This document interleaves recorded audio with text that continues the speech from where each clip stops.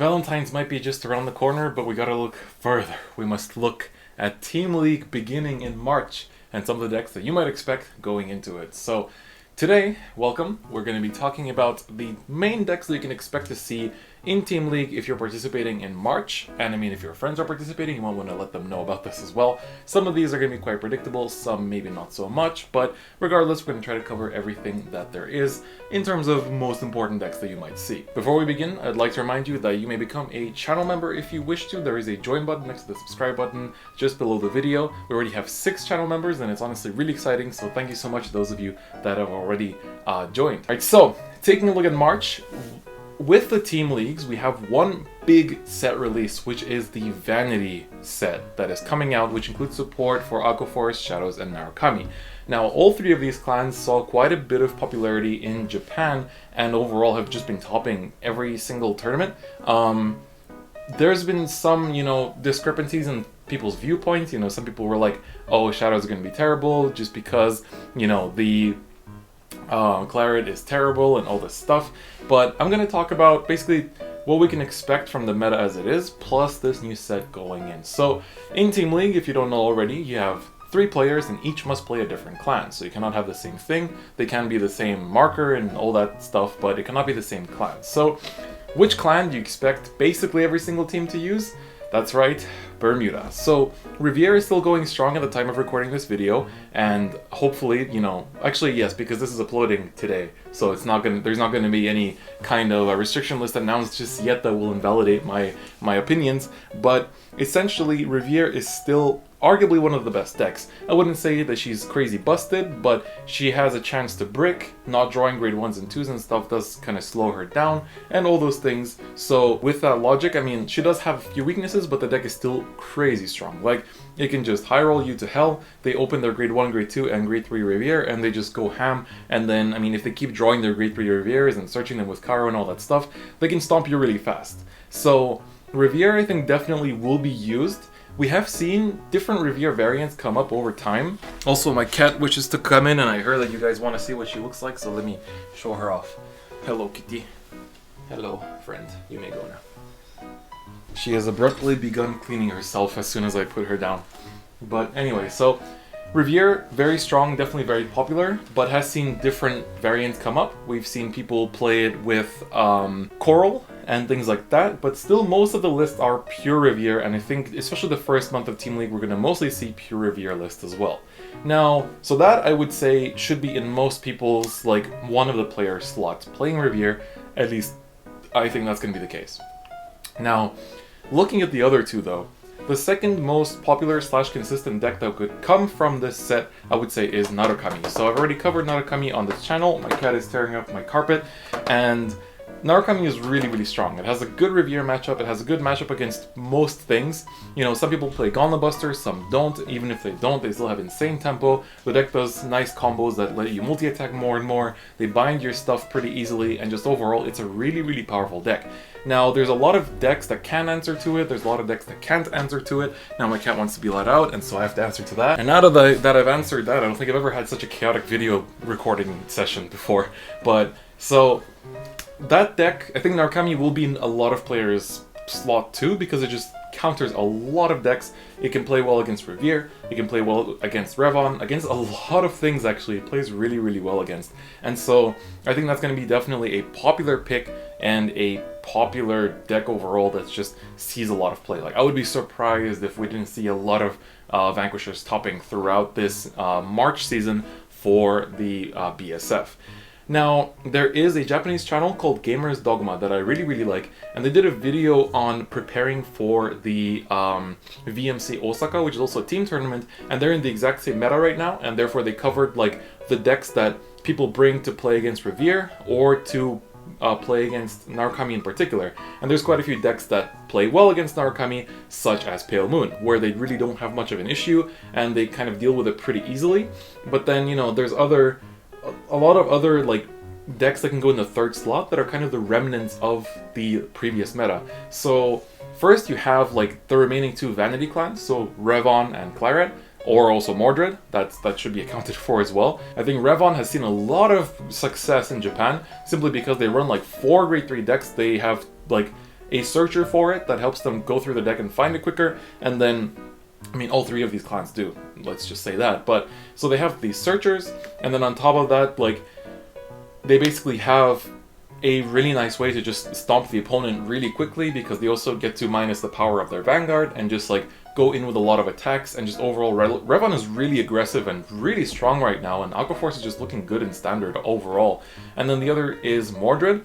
Mordred is basically the same kind of deck except Force. It's like the same kind of like rush stomp face deck that if you go first you just go wild, but it's the first time that we see such an aggressive rush deck from a Force clan. This was quite interesting to me, but Claret really is that. And I mean, people thought, oh, Claret's gonna be bad, but then you forget that it has so many good supporting cards, you know, that just, it's of course it's gonna be great, you know, it's not even a question. It's just amazing when you have Nemain and Swordbreaker and like the Stride Fodder and everything is just insane, absolutely insane. And so the deck is really, really, really good, and it's just, you know, there isn't much room for doubt in that sense for why it's good. Then, as I mentioned, Lukier, I think this will be a lot of people's pick, because Lukier has a great matchup against Vanquisher. Lukier has a great matchup against the entire meta, as we saw at One Worlds against the meta pre-Revier. Revier matchup, I'm not too keen on myself. I know it's winnable, but it kind of depends on you going first, and it also depends on how crazy is the opening hand of the Revier player. If they can go first and they have like 3 Reviers in hand, they can just keep rewriting and slamming, then I think it's going to be hard for anyone. But for Pale Moon as well, I think it's a bit hard. Then we have Tachikaze, that has clearly seen, you know, popularity all the time. A lot of players will compare Tachikaze and Revier in that sense, so it's safe to pick Tachikaze as well. Then we still have Murakumo, and Murakumo I want to talk about because Murakumo isn't just Hyuga anymore. People are putting back Zanbaku, because Zanbaku just has like this additional, you know, the ability to ride lock on ride phase can help a lot. And while it, like against Revier, it doesn't lock them from rewriting from hand, you know, during the battle phase, it still locks them out of one ride in the ride phase, and therefore that's pretty strong against basically anything. So it's interesting how Murakumo was kind of going back to that style of deck, and it's just not something a lot of people expected, but at the same time it feels like the natural move to do for Murakumo to stay relevant in this meta. So Zanbaku should also be accounted for. So if you're playing against Murakumo, don't think it's just your regular old Hyuga, expect Zanbaku to come up as well. Then we have Gold Paladin. I mean, Agravane, still very relevant, still, I mean, people, like, the deck can do quite a lot. It has different build options too, whether you want to go hard on the Soul Blast 12 combo, whether you want to go hard on like just being aggressive and things like that. The deck has a lot of different builds, and the potential of this deck is also pretty crazy. There's the Platina build, and there's just a bunch of different ones. So I think this deck should also be accounted for. It's kind of scary because when your opponent flips open the Gold Paladin starter, it's kind of hard to say like which variant it's actually going to be. So I think that's something to think about. And then another clan that I think is, you know, pretty safe to assume that you'll see here and there is Great Nature, and also, you know, pretty recently supported, does pretty well, relatively good Axel deck, but nothing too insane in that sense. So I think from the ones we've mentioned, it might be the least popular. Now, before we close out, there are a couple decks that have seen kind of resurgence after Revier came out and pushed out some of these Axel decks from popularity. And there are 2 decks in particular that I want to mention, one of which is Dark Irregulars. NLK suddenly coming back, and just Dark Irregulars as a whole suddenly coming back to be able to face Revier pretty well head on, simply because, I mean, you make protect markers pretty quickly, and you yourself have a pretty fast win con to get through if they can't finish you off. So it's quite interesting, and you also have a bunch of defensive options that help you survive through the turns and all that stuff. So Dark Regulars have been coming back as kind of the protect deck that can manage the Revier matchup, and so I think there's a chance we'll see some of those being played as well. I know that in some of the shop challenges already there's been NLK running around just trying to stop the Reviers, so it's pretty interesting how things have taken a turn in that sense too.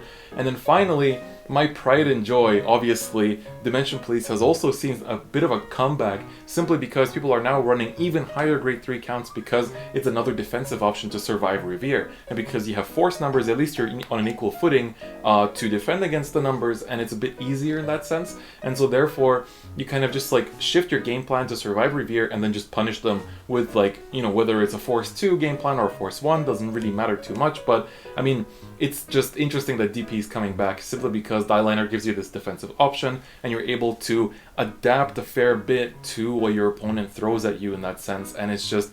I'm glad that DP is coming back. I'm really glad that DP is coming back. One last thing to mention is the last kind of like high roll E deck that might see some use is God Hand. I think God Hand also has quite a few variants. You know, you have the pure one that I covered, the Azure, the like Beast Deity mix one, and then there's people just playing pure Beast Deities now. We saw there was a top in Japan literally last weekend where there was actually a Beast Deity list essentially that topped, and it's pretty interesting that the deck comes back just like that simply by being able to, I mean, it was good in the last fish meta, so it's kind of like nice that it comes back in this fish meta, except I don't think that the current fish meta is anywhere near as strong or like solo fish dominated as was the last one, because right now, as I said already, there's a lot of decks that you can bring into Team League that will still be strong. And even though I said like each team will probably have a Revere and a Vanquisher, that's not definitely the case. You know, in your rounds you might face a bunch of people that are playing more for fun or playing their favorite deck,